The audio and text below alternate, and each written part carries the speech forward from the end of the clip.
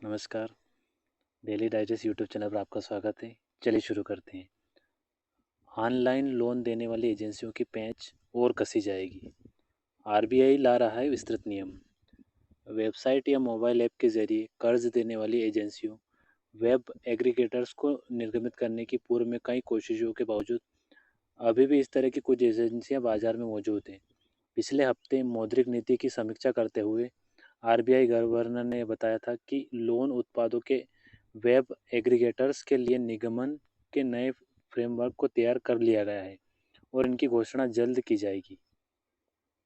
Website या mobile app के जरिए कर्ज देने वाली एजेंसियों, वेब एग्रीगेटर्स को निगमित करने की पूर्व में कई कोशिशों के बावजूद अभी भी इस तरह की कुछ एजेंसियां बाजार में मौजूद है। ये नियामक एजेंसियों की आंख में धूल झोंक कर व मौजूदा नियमों की खामियां निकालकर अपना उल्लू सीधा कर रही हैं। लेकिन अब ज़्यादा दिनों तक ऐसा नहीं होगा, क्योंकि इनके खिलाफ चौतरफा कार्रवाई की तैयारी है। एक तरफ जहां आरबीआई ने लोन उत्पाद बेचने वाले इन वेब एग्रीगेटर्स के नियमों को लेकर एक विस्तृत दिशा निर्देश तैयार करने की घोषणा की है, तो दूसरी तरफ केंद्र सरकार की तरफ से भी ऐसे कानूनी प्रावधान करने की तैयारी है जिससे बगैर लाइसेंस के कोई एजेंसी या कंपनी किसी भी प्रौद्योगिकी का इस्तेमाल करके वित्तीय सेवा नहीं दे सकेगी। मकसद यही है कि बाजार से उन सभी एजेंसियों या कंपनियों को बंद किया जा सके जो किसी भी तरह के नियमों के दायरे में नहीं है। ग्राहकों की सेवा की गुणवत्ता में होगा सुधार।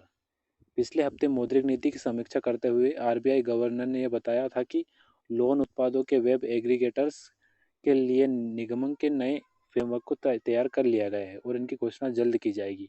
इस बारे में केंद्रीय बैंक ने एक कार्यदल का गठन किया था, जिसकी सिफारिशों को भी स्वीकार करने की घोषणा की गई है।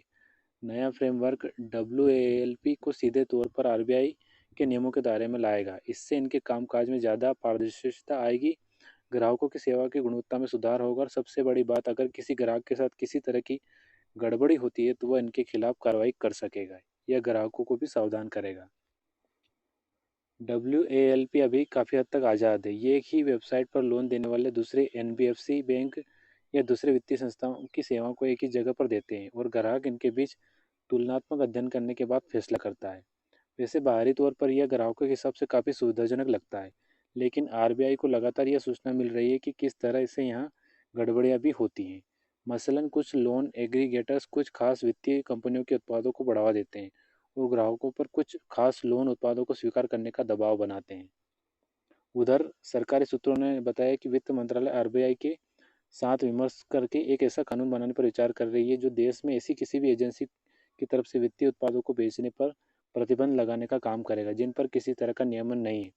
यह मुख्य तौर पर ऑनलाइन या वेबसाइट के जरिए वित्तीय उत्पाद बेचने वाली कंपनियों या मोबाइल ऐप के कामकाज को साफ करने के लिए किया जाएगा। इसके लिए तकनीक तौर पर ऐसी व्यवस्था की जाएगी कि ग्राहक यह पता कर सकेगा कि मोबाइल ऐप या वेबसाइट पर लोन देने या दूसरी वित्तीय सेवा देने वाली एजेंसी पंजीकृत है या नहीं। अर्नेस्ट एंड यंग की रिपोर्ट बताती है कि वर्ष 2022 में भारत में डिजिटल तरीके से 21.6 लाख करोड़ रुपए का कर्ज बांटा गया, जो वर्ष 2026 में 47.4 लाख करोड़ रुपए का हो सकता है। इसमें कर्ज देने वाले मोबाइल ऐप का योगदान सबसे ज़्यादा है। दोस्तों, अगर आपको वीडियो पसंद आए तो लाइक करें, चैनल को सब्सक्राइब करें और धन्यवाद।